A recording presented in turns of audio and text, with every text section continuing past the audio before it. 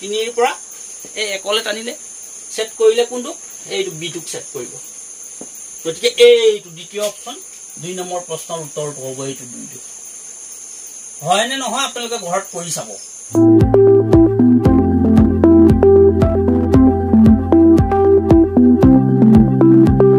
সকলো টেট পৰীক্ষাৰ্থী লৈ মই এটা সুপাৰ ট্ৰিক মই আপোনালোকৰ সন্মুখত লৈ আহিছো আৰু এই সুপাৰ ট্ৰিকটো হৈছে যিসকলে এই ট্ৰিকৰ বিষয়ে জানিব তেওঁলোকে যিটো প্ৰশ্ন পৰীক্ষাত কমন পৰা নাই বা যিটো প্ৰশ্নৰ উত্তৰ তেওঁলোকে নাজানে সেই প্ৰশ্নৰ উত্তৰ তেওঁলোকে অনায়াসে কৰিব পাৰিব আৰু এটা কথা মনত ৰাখিব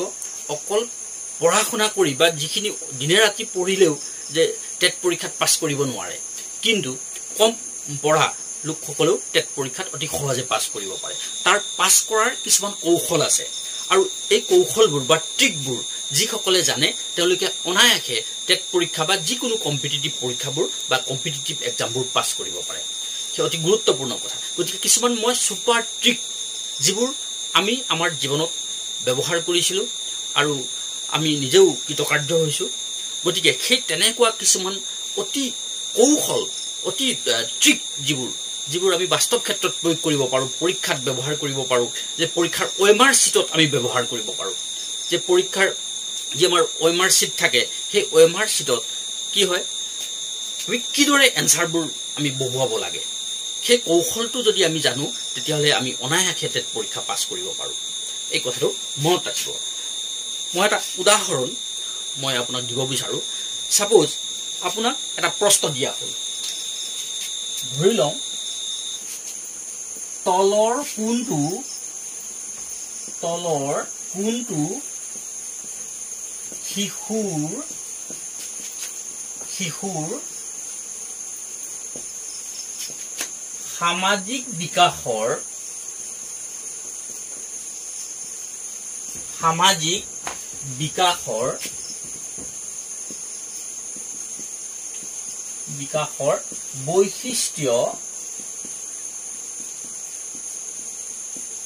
বৈশিষ্ট্য নহয় এই প্ৰশ্নটো দিয়া হ'ল এ খেলাৰ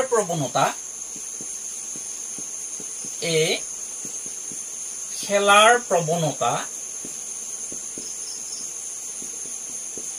বি দলানুগত্যতা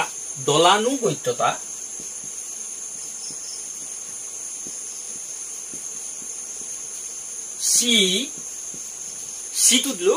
সমকামিতা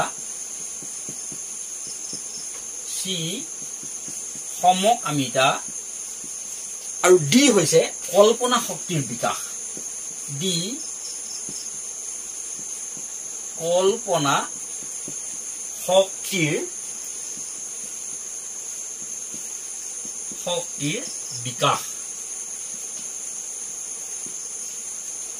এই 4টা অপচন যিসকলে ঘৰত পঢ়া শুনা কৰিছে আৰু যিসকল ধুনীয়াকৈ দিনে ৰাতি অধ্যয়ন কৰিছে তেওঁলোকে নিশ্চয় গম পাব যে এই প্ৰশ্নৰ উত্তৰটো কোনটো শুদ্ধ বা A B C D এই 4টা অপচনৰ ভিতৰত কোনটো অপচন শুদ্ধ হ'ব সেইটো তেওঁলোকে গম পাব কিন্তু যিসকলে এই সুপাৰ ট্ৰিকটো এই টেকনিকটো যিসকলে জানে তেওঁলোকে নিশ্চয়কৈ জানিব এই প্ৰশ্নৰ উত্তৰটো D হ'ব বুলি পঢ়া সকলো অৰ্থাৎ যিসকলে ঘৰত অধ্যয়ন কৰিছে তেওঁলোকেতো জানিবই যে শিশুৰ সামাজিক বিকাশৰ বৈশিষ্ট্য নহয় কোনটো নহয় বুলি কওঁতে কল্পনা শক্তিৰ বিকাশ এইটো নহয় খেলাৰ প্ৰৱণতা হয় কল্পনা শক্তিৰ শিশুৰ সামাজিক বিকাশৰ বৈশিষ্ট্য হয় দলানুগত্যতাটো হয়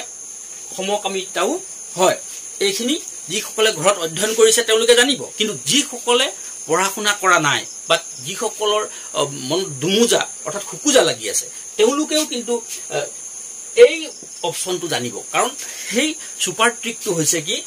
আমাৰ অপচনবোৰ চাই শুদ্ধ অপচন নিৰ্ণয় কৰাৰ সুপাৰ ট্ৰিকটো হৈছে যিটো আটাইতকৈ দীঘল অপচন সেই অপচনটোই হ'ব শুদ্ধ উত্তৰ যে এই দীঘল অপচনটো চাব লাগিব ইয়াত খেলাৰ প্ৰৱণতা দুটা শব্দ আছে খেলাৰ এটা শব্দ আৰু প্ৰৱণতা এটা শব্দ মুঠ দুটা শব্দ দলানুগত্যতাত আছে এটা শব্দ সমকামিতা এটা শব্দ ইয়াত আছে কেইটা শব্দ কল্পনা শক্তিৰ বিকাশ ইয়াত আছে তিনিটা শব্দ গতিকে তিনিটা শব্দ থকাটোৱে হ'ব শুদ্ধ উত্তৰ অৰ্থাৎ যেটো লংগেষ্ট যেটো অপচন সেই লংগেষ্ট অপচনটোৱে হ'ব শুদ্ধ উত্তৰ এইটো এটা সুপাৰ ট্ৰিক এইটো 99% কোৱেশ্যনৰ ক্ষেত্ৰত আপোনালোকৰ হাতত কিতাপ আছে টেটৰ গাইডবুক আছে নিশ্চয় টেষ্ট কৰি চাব হয় নে নহয় যদি এই অপচনটো শুদ্ধ হয় এনেকুৱা ধৰণৰ উত্তৰ যদি শুদ্ধ হয় তেতিয়া হলে মোক কমেন্ট কৰিব আৰু কমেন্ট কৰি মোক প্ৰশ্ন কৰিব বুলি মই আশা কৰিলো আপোনালোকৰ ঘৰত টেটৰ গাইডবুক নিশ্চয় আছে বা অন্যান্য যিবোৰ আমাক প্ৰয়োজনীয় গ্ৰন্থ বা কিতাপ আপোনালোকৰ হাতত আছে আপোনালোকে ঘৰত কিতাপখন মেলক মেলি পিনে এই কৌশলটো কৰি চাওক কিমান শুদ্ধ হয় কিমান পাৰ্চেন্ট শুদ্ধ হৈছে আপোনালোকে মোক নিশ্চয় কমেন্ট কৰিব আৰু মোক প্ৰশ্ন কৰিব এইটো হল এটা ট্ৰিক এতিয়া হয়তো আপুনি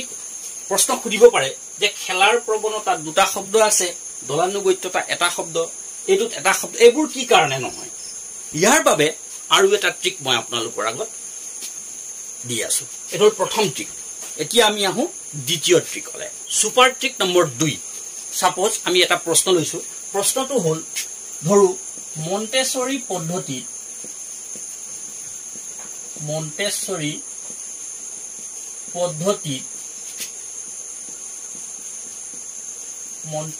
পদ্ধতিত তলৰ কোনবিধক আত্মনিৰ্দেশনামূলক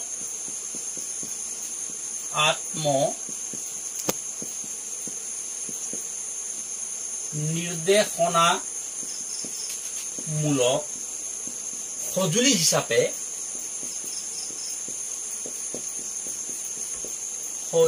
হিচাপে ধৰা নহয়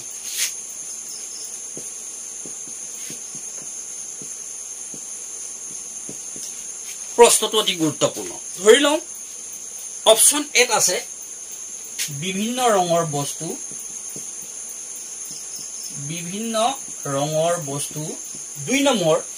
হল কাঠৰ টুকুৰা 3 নম্বৰ অপচন হল ধৰি লওঁ পৃথিৱীৰ আৰ্হি হিচাপে গোলক আৰু 4 নম্বৰ ধৰি লৈছো কটাৰী এই 4টা অপচন এতিয়া কথা হল যি সকলে এই ট্ৰিক জানে তেওঁলোকে অবভিয়াসলি ক'ব পাৰিব কোনটো শুদ্ধ উত্তৰ আৰু যি সকলে অধ্যয়ন কৰিছে যি সকলে মন্টেছৰী পদ্ধতিৰ বিষয়ে ভালদৰে অধ্যয়ন কৰিছে তেওঁলোকেও জানিব ইয়াৰ অপচনটো হৈছে কটাৰী অধ্যয়ন দিনে ৰাতি পঢ়া সকলেও জানিব ইয়াৰ শুদ্ধ উত্তৰটো হৈছে কটাৰী কাৰণ মন্টেছৰী পদ্ধতিত এক কটাৰীটো আত্মনিৰ্দেশনামূলক সঁজুলি হিচাপে ব্যৱহাৰ কৰা নহয় বা ধৰা নহয় যি সকলে পঢ়া শুনা কৰিছে তেওঁলোকে জানিব এইটো নহয় বুলি কাৰণ বাকিবোৰ হয় বিভিন্ন ৰঙৰ বস্তু হয় কাঠৰ টুকুৰাও হয় পৃথিৱীৰ আৰ্হি হিচাপে গোলক এটোও হয় কিন্তু কটাৰী হে মন্টেছৰী পদ্ধতিত নিৰ্দেশনামূলক সঁজুলি হিচাপে ধৰা নহয় এই কটাৰী অপচনটো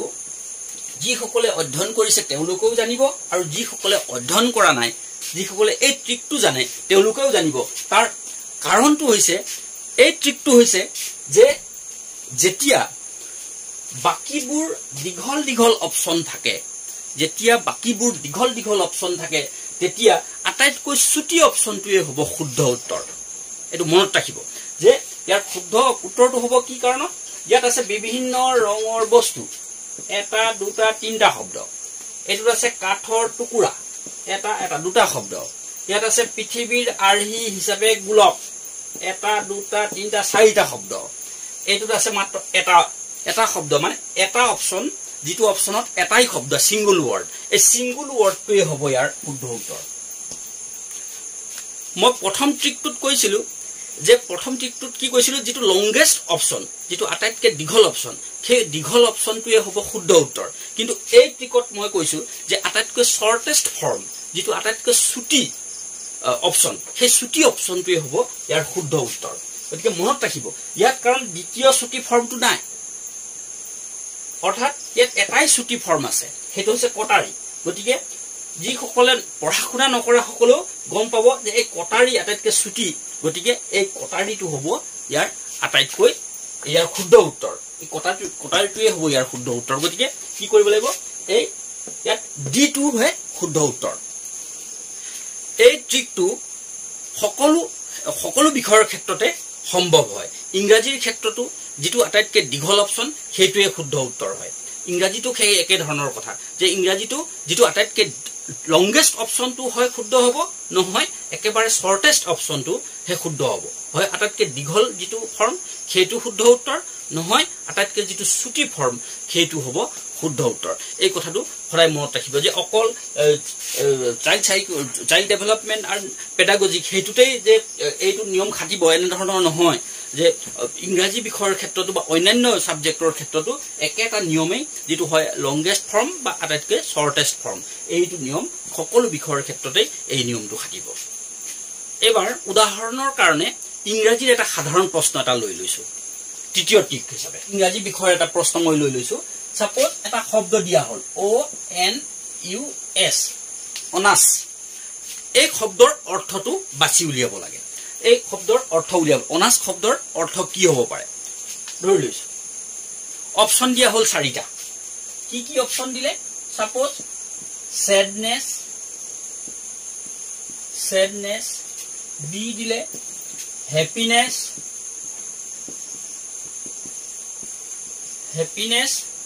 C দিলে responsibility ধৰি ল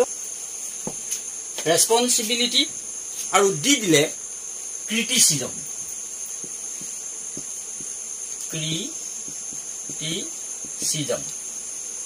এই 4টা অপচন দিয়া হ'ল এতিয়া মইতো কৈছিলো যে যেটো আটাইতকৈ দীঘল অপচন সেইটো হ'ব শুদ্ধ উত্তৰ বা আটাইতকৈ যেটো ছুটি অপচন সেইটো হ'ব ইয়াৰ উত্তৰ বা মই কৈছিলো যে সিঙ্গল ওয়াৰ্ড থাকিলে হ'ব সেইটো শুদ্ধ উত্তৰ ইয়াত তো সক ইয়াত গুটেই কিটা সিঙ্গল ওয়ার্ড আছে sadness এটা শব্দ happiness এটা শব্দ responsibility এটা শব্দ criticism এটা শব্দ গুটেই কিটা এটা শব্দ অৰ্থাৎ সিঙ্গল ওয়াৰ্ড আছে এতিয়া আমি ইয়াত শুদ্ধ অপচনটো কিদৰে বাছি উলিয়াম obviously the longest one will be the correct answer longest আটাইতকৈ দীঘল কোনটো আছে অনাস শব্দৰ অৰ্থ কি হ'ব sadness happiness responsibility criticism আটাইতকৈ দীঘল অপচনটো নিশ্চয় responsibility হ'ব এই responsibility শব্দটো আটাইতকৈ ডাঙৰ দীঘল শব্দ আন শব্দবিলাকত আখৰৰ সংখ্যা নিশ্চয় কম আছে আপোনালোকে নিজে গণনা কৰি চাব ইয়াত আখৰৰ সংখ্যা কোনটো আখৰ কিমান আছে মই আনুমানিকভাৱে প্ৰশ্নবোৰ দি আছো আপোনালোকে ঘৰত টেটৰ গাইড বুক আছে কিতাপ আছে ঘৰত চাব এইবোৰ ফলো কৰি হয় নে নহয় মই এনেই কৈছো নে ৰিয়েলি এইবোৰ হয় আপোনালোকে ঘৰত চাব আৰু যদি হয় তেন্তে আপোনালোকে মোক কমেন্ট কৰিব আৰু চেনেলটো সাবস্ক্ৰাইব কৰিবলৈ নাপাহৰিব কাৰণ মই টেটৰ আৰু এটো হৈছে এডুকেশনাল চেনেল এই এডুকেশনাল চেনেল হয় আৰু এই এডুকেশনাল চেনেলত মই বিভিন্ন ধৰণৰ এডুকেশনৰ কথাবোৰ অৰ্থাৎ শিক্ষা সম্বন্ধীয় কথাবোৰ টেটৰ প্ৰশ্ন হাই স্কুলৰ বিভিন্ন বিষয় হাই সেকেন্ডাৰী বিষয় বা কলেজ পৰ্যায়ৰ বিভিন্ন বিষয় যিবোৰ কমন কোৱেশ্চন বিভিন্ন ফাইনেল পৰীক্ষাৰ কমন কোৱেশ্চন কম্পিটিটিভ এক্সামৰ কাৰণে কমন কোৱেশ্চন সকলো ধৰণৰ কমন কোৱেশ্চন মই ইয়াতে সামৰি লওঁ আৰু লগতে টেট পৰীক্ষাৰ কমন কোৱেশ্চনবোৰ মই ইয়াতে দিম আপোনালোকে এই চেনেলটো সাবস্ক্ৰাইব কৰিব ইয়াত হল যে তৃতীয় অপচনটো হ'ব ৰেসপন্সিবিলিটি কাৰণ ইয়াত শব্দ আটাইতকৈ দীঘল শব্দ সেইটোই হয় আপোনালোকে ঘৰত এই গাইড বুকবোৰ পঢ়ি চাব যে হয় নে নহয় আটাইতকৈ দীঘল অপচনটো মাৰি চাব মিলিছে নে নাই মিলা বা আটাইতকৈ শৰ্টেষ্ট ফৰ্মটো মাৰি চাব হয় নে নহয় সেই কথাটো অকমান গুৰুত্ব দিব যেতিয়া গুটেইবোৰ শব্দ কি হয় সিঙ্গল ওয়াৰ্ড হয় সিঙ্গল ওয়াৰ্ডৰ যদি শব্দ গুটেই কিটা অপচনত যদি এটা এটাহে শব্দ থাকে তেতিয়া হলে কিন্তু আটাইতকৈ দীঘল শব্দটোই হ'ব তাৰ এনসাৰ আৰু যেতিয়া কি হয় যে দুটা শব্দ আছে প্ৰথম অপচনত দ্বিতীয় অপচনত তিনিটা শব্দ চতুৰ্থ অপচনত তাতকৈ বেছি শব্দ পঞ্চম অপচনত যদি আটাইতকৈ বেছি শব্দ আছে তেতিয়া হলে আটাইতকৈ বেছি অপচন মানে শব্দ থকাটোৱে হ'ব ইয়াৰ এনসাৰ বা কেতিয়াবা এনেকুৱা হ'ব পাৰে ধৰি লৈছো এটা অপচন প্ৰথম অপচনত কি আছে প্ৰথম অপচনত এটা শব্দ দ্বিতীয় অপচনত আছে দুটা শব্দ তৃতীয় অপচনত আছে চাৰিটা শব্দ হয়নে চতুৰ্থ অপচনত আছে আকৌ তিনিটা শব্দ তেতিয়া obviously কি হ'ব এই শৰ্টেষ্ট ফৰ্মটো হ'ব এটা শব্দ থকাটো হ'ব এটা কেনেকৈ জানিব কাৰণ আটাইতকৈ দীঘল ফৰ্মু ইয়াতে আছে আৰু সিঙ্গল ফৰ্মু একেটা অপচনতে আছে অৰ্থাৎ চাৰিটা অপচন আছে চাৰিটা অপচনৰ ভিতৰত কি আছে আটাইতকৈ শৰ্টেষ্ট ফৰ্মু আছে আৰু আটাইতকৈ লংগেষ্ট ফৰ্মো আছে মানে শৰ্টেষ্ট অপশ্যনটোও আছে আৰু লংগেষ্ট অপশ্যনো যদি একেলগে আছে তেতিয়া কিন্তু কি কৰিব লাগিব আপোনালোকে চাব লাগিব যদি শৰ্টেষ্ট ফৰ্মটো যদি আৰম্ভণিতে আছে শৰ্টেষ্ট ফৰ্ম মানে আটাইতকৈ ছুটি ৰূপটো যদি আৰম্ভণিত বা একেবাৰে শেষত মানে প্ৰথম অপশ্যনটো যদি শৰ্টেষ্ট ফৰ্ম হয় বা একেবাৰে শেষৰ অপশ্যনটো অৰ্থাৎ চতুৰ্থ নম্বৰ অপশ্যনটো যদি একেবাৰে শৰ্টেষ্ট আটাইতকৈ ছুটি ফৰ্ম থাকে তেতিয়াহ'লে হ'ব কি আটাইতকৈ শৰ্টেষ্ট ফৰ্মটোৱে হ'ব এনচাৰ আৰু যদি শৰ্টেষ্ট ফৰ্মটো নাথাকে মানে এটা শব্দ যদি নাথাকে এটা শব্দৰ যদি অপশ্যন নাথাকে ধৰি লৈছোঁ 2টা 3টা 4টা 5টা 6টা এনেকৈ অপশ্যনত আছে তেতিয়াহ'লে আটাইতকৈ লংগেষ্ট যিটো অপশ্যন থাকিব লংগেষ্ট অপশ্যনটোৱে হ'ব ইয়াৰ শুদ্ধ উত্তৰ অৰ্থাৎ কথাটো বুজি পাইছেনে কথাটো মই আকৌ এবাৰ বুজাই দিছোঁ ভালদৰে মনোযোগ দিব কথাবোৰত যে প্ৰথম অপশ্যনটোত প্ৰশ্ন কি আছে বেলেগ কথা প্ৰশ্ন কি আছে এৰি দিলোঁ প্ৰশ্ন মই নাই লোৱা মই অপশ্যনবোৰহে লৈছোঁ আপোনালোকে প্ৰশ্ন ঘৰত কিতাপ চাই নিজে প্ৰশ্ন লৈ ল'ব আৰু গাইডত অসংখ্য প্ৰশ্নৰে ভৰি আছে ঘৰত আপোনালোকে চালে গম পাব মই কেৱল আপোনালোকক এটা ছুপাৰ ট্ৰিক দিছোঁ যি ট্ৰিকৰ জৰিয়তে আপোনালোকে কম পঢ়া সকলেও টেট পৰীক্ষা অতি সুন্দৰভাৱে পাছ কৰিব পাৰিব গতিকে প্ৰথম অপশ্যনত কি আছে অতি গুৰুত্বপূৰ্ণ কথা আপোনালোকে গুৰুত্ব দি কথাবোৰ বুজি লওক যে প্ৰথম অপশ্যনত ধৰি লৈছোঁ এটা শব্দ আছে প্ৰথম অপশ্যনত এটা শব্দ আছে দ্বিতীয় অপশ্যনত 3টা শব্দ আছে তৃতীয় অপশ্যনত পুনৰ 2টা শব্দ আছে চতুৰ্থ অপশ্যনত ধৰি লৈছোঁ কি আছে 4টা অপশ্যন আছে বা 5টা অপশ্যন আছে এতিয়া শুদ্ধ উত্তৰটো কোনটো হ'ব শুদ্ধ উত্তৰটো অবভিয়াছলি এটা শব্দ থকাটো সিঙ্গল ওয়াৰ্ডটোৱে হ'ব তাৰ কাৰণটো হৈছে যদি সিঙ্গল ওয়াৰ্ড থাকে যদি এটা শব্দৰ যদি অপশ্যন থাকে তেতিয়াহ'লে আৰু সেই অপশ্যনটো যদি আৰম্ভণি বা শেষত যদি থাকে তেতিয়াহ'লে সিঙ্গল ওয়াৰ্ডটো এনসাৰ হ'ব পাৰে এতিয়া এটো আমি এনসাৰ হিচাপে ধৰিব লাগিব নাইবা যদি প্ৰথম অপশ্যনটোত আছে দুটা শব্দ দ্বিতীয় অপশ্যনত আছে 4টা শব্দ তৃতীয় অপশ্যনত আছে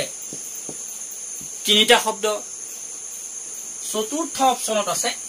এটা শব্দ এতিয়া এনে ক্ষেত্ৰত কি হ'ব এই চতুৰ্থ অপশ্যনটো হ'ব ইয়াৰ কাৰেক্ট আনসাৰ অৰ্থাৎ ইয়াত কি আছে এটা অপশ্যন আছে ইয়াত লংগেষ্ট অপশ্যনো আছে কাৰণ ইয়াত চাওক 1 2 3 4 4টা অপশ্যন আছে কিন্তু আমি এইটোক আমি ধৰা নাই এটো ধৰা নাই আমি কি কৰিছো যে আটাইতকৈ শৰ্টেষ্ট ফৰ্মটো ধৰিছো গতিকে এই 4 নম্বৰটো হ'ব ইয়াৰ শুদ্ধ উত্তৰ অৰ্থাৎ আমি কি বুজি পালো যেতিয়া কি হ'ব শৰ্টেষ্ট ফৰ্মটো একেবাৰে আৰম্ভণি থাকে মানে সিঙ্গল ওয়াৰ্ড যদি আৰম্ভণি বা শেষত থাকে প্ৰথম অপশ্যনত যদি সিঙ্গল ওয়াৰ্ড থাকে তেতিয়াহ'লে প্ৰথম অপশ্যনত থকা সিঙ্গল ওয়াৰ্ডটো হ'ব কাৰেক্ট আনসাৰ বা একেবাৰে শেষৰ অপশ্যন অৰ্থাৎ চতুৰ্থ অপশ্যনত যদি কি থাকে সিঙ্গল ওয়াৰ্ড থাকে তেতিয়াহ'লে এই চতুৰ্থ অপশ্যনত থকা সিঙ্গল ওয়াৰ্ডটোৱে হ'ব শুদ্ধ আনসাৰ যদি সিঙ্গল ওয়াৰ্ডবোৰ নাথাকে মানে 4টা অপশ্যনৰ ভিতৰত যদি এটাটো সিঙ্গল ওয়াৰ্ড নাই তেতিয়া কি হ'ব তেতিয়াহে আটাইতকৈ লংগেষ্ট ফৰ্মটো এনসাৰ হ'ব কথাটো বুজি পালে নহয় সিঙ্গল ওয়াৰ্ড নাই তেতিয়াহ'লে কি হ'ব অকল লংগেষ্ট ফৰ্মটোৱে হ'ব ইয়াৰ এনসাৰ এজ ফৰ এক্সাম্পল ধৰি লৈছোঁ 1 নম্বৰ অপশ্যনত আছে 2টা শব্দ 2 নম্বৰত আছে 3টা শব্দ 3 নম্বৰ অপশ্যনত আছে এটা 1 2 3 4 5 5টা ওয়াৰ্ড আছে আৰু 4 নম্বৰ অপশ্যনত আছে আমাৰ এটা 4টা ওয়াৰ্ড চাও প্ৰথমটো 2টা ওয়াৰ্ড দ্বিতীয়টোত 1 2 3 3টা ওয়াৰ্ড 3 নম্বৰত আছে 1 2 3 4 5 5টা ওয়াৰ্ড আৰু 4 নম্বৰ অপশ্যনত আছে 1 2 3 4 4টা ওয়াৰ্ড মানে ইয়াত সিঙ্গল ওয়াৰ্ড নাই সিঙ্গল ওয়াৰ্ডৰ অপশ্যন নাই তে নাই এতিয়া কি হ'ব ইয়াৰ শুদ্ধ উত্তৰ কি হ'ব অবভিয়াছলি ইয়াৰ সি আৰু এই 3 নম্বৰটো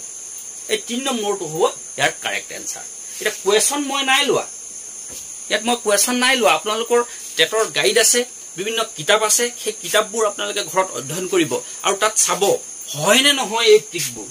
ট্ৰিকবোৰ সঁচা হয় নে নহয় আপোনালোকে ঘৰত অধ্যয়ন কৰিব আৰু এই মৰ্মে কৰি চাব এনসাৰ মিলে নে নিমিলে আপোনালোকে আৰু সেই মৰ্মে কৰি মোক কমেন্ট কৰিব আৰু চেনেলটো সাবস্ক্ৰাইব কৰিব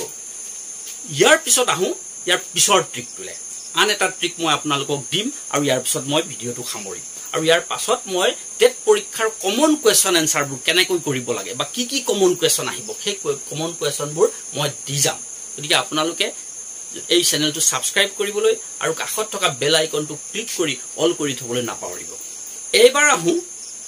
লাষ্ট সুপাৰ ট্ৰিকলে এই লাষ্ট সুপাৰ ট্ৰিকটো হৈছে যে OMR শীটত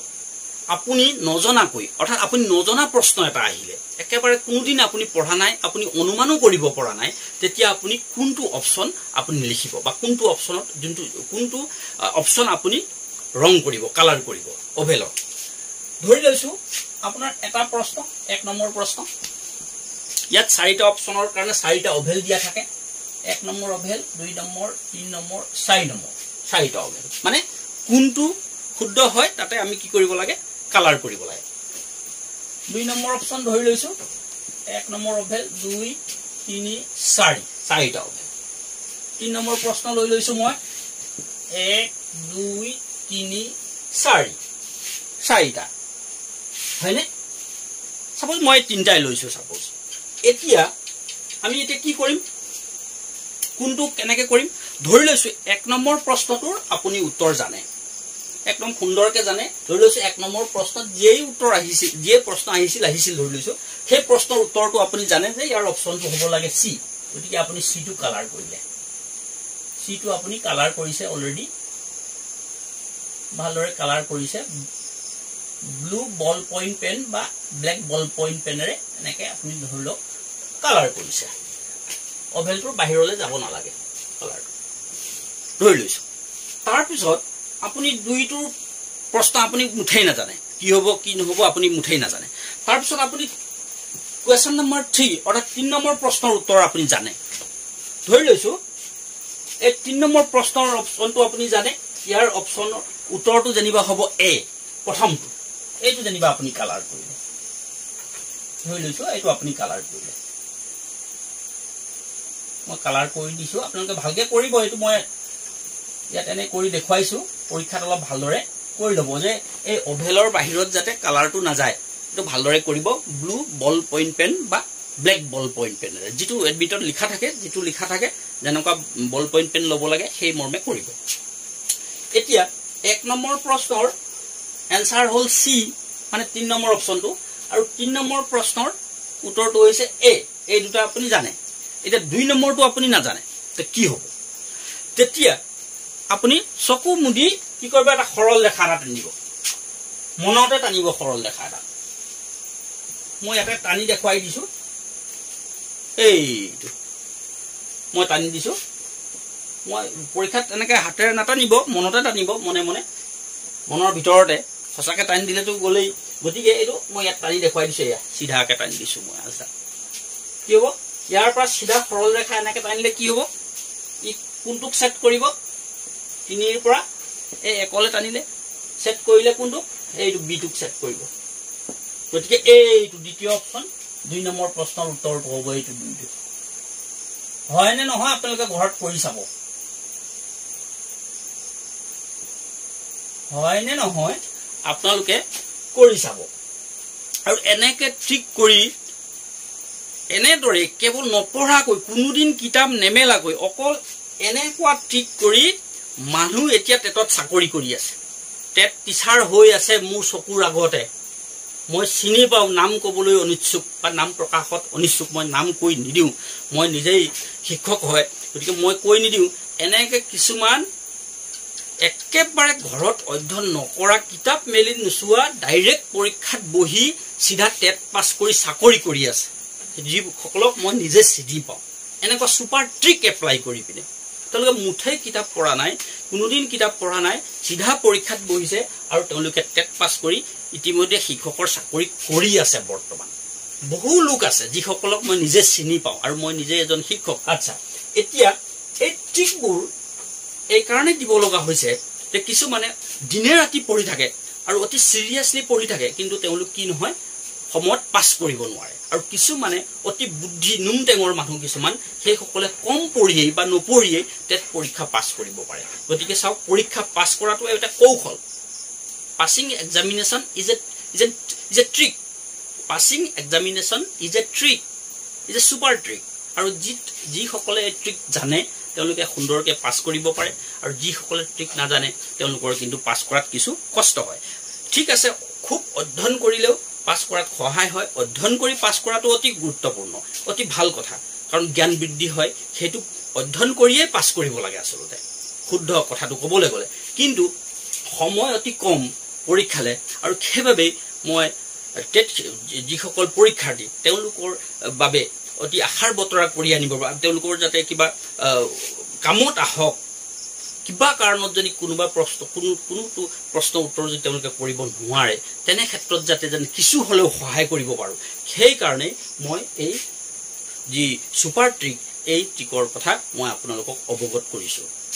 আৰু মই এটো কামনা কৰিম যে আপোনালোকে অকল এই সুপাৰ ট্ৰিকেই কৰি পিনে আমি পাছ কৰিম হেতু নাভাবিবা নিজৰ জ্ঞানৰ কাৰণে হলেও নিজে অধ্যয়ন কৰিব লাগে আৰু জ্ঞানৰ অধ্যয়নটো জ্ঞানৰ কাৰণেই কৰিব লাগে আৰু পাছ কৰিবৰ কাৰণে অধ্যয়নই কৰিব লাগে কিন্তু বহু ক্ষেত্ৰত এনেকুৱা হয় খুব অধ্যয়ন কৰিলেও কেতিয়াবা পাছ কৰাটো অসম্ভৱ হৈ যায় বহু লোকক দেখিছো খুব পঢ়িছে দিনে ৰাতিয়ে পঢ়িছে কিন্তু